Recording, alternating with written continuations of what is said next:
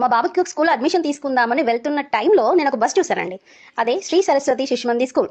అయితే ఆ బస్ మీద ఒక క్యాప్షన్ ఉంది. అదేంటంటే విలువలతో కూడిన విద్య, అంటే వాల్యూ బేస్డ్ ఎడ్యుకేషన్. సో అదేంటో చూద్దామని చెప్పి ఆ స్కూల్కి వెళ్ళాను. అయితే ఒక 10 నిమిషాలు ఆ స్కూల్లో నేను చూసిన కొన్ని విషయాలు మీతో షేర్ చేస్తాను ఇప్పుడు.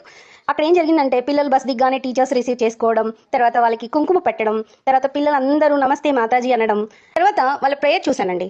ఆ ప్రేయర్లో జనరల్గా ఏదో మనము వందే మాత్రం జనగణ పాడుకుంటామని అనుకుంటాం, కానీ అలా జరగలేదు. చక్కగా దీపం వెలిగించి సంస్కృత శ్లోకాలు పాడారు, ధ్యానం చేశారు. ఆ సంస్కృతి సాంప్రదాయం చాలా బాగా నచ్చింది నాకు. ఆ తర్వాత బర్త్డే సెలబ్రేషన్ చేశారండి. జనరల్గా బర్త్డే అంటే ఏం చేస్తాం, మనం ఒక క్యాండిల్ వెలిగిస్తాం, ఊదేస్తాం, తర్వాత కేక్ కట్ చేస్తాం. కానీ అక్కడ అలా జరగలేదు.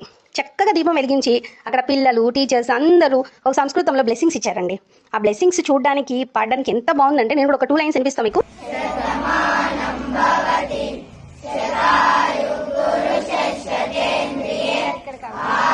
సో నాకు కూడా చాలా బాగా నచ్చింది. ఆ తర్వాత టీచర్స్ అందరూ అక్షంతలు వేసి ఆ పిల్లని ఆశీర్వదించారు. ఇంకో విషయం ఏంటంటే ఈ స్కూల్లో చాక్లెట్స్ కంప్లీట్గా బ్యాన్ చేశారండి. ఎందుకంటే ఇక్కడ మరి ఏమి ఇస్తారని అనుకోవచ్చు మీరు, పల్లి చిక్కి కానీ నువ్వులు చిక్కి కానీ ఇస్తారంటండి. అంటే పిల్లల హెల్త్ గురించి జనరల్గా పేరెంట్స్ తప్ప ఇంకెవరు ఆలోచించరు, కానీ ఇక్కడ టీచర్స్ పిల్లల హెల్త్ గురించి కూడా ఎంత కేర్ తీసుకుంటున్నారో చూడండి. ఇంకా గొప్ప విషయం ఏంటంటే ఇక్కడ పిల్లలందరికీ ఆల్రౌండ్ డెవలప్మెంట్ జరుగుతుందంటండి. సో ఇంకా చెప్పాలంటే చాలా ఉన్నాయి. సో దీంట్లో కొన్ని విషయాలు మాత్రం మీతో షేర్ చేస్తున్నాను, కావాలంటే మీరు ఒకసారి విజిట్ చేయండి.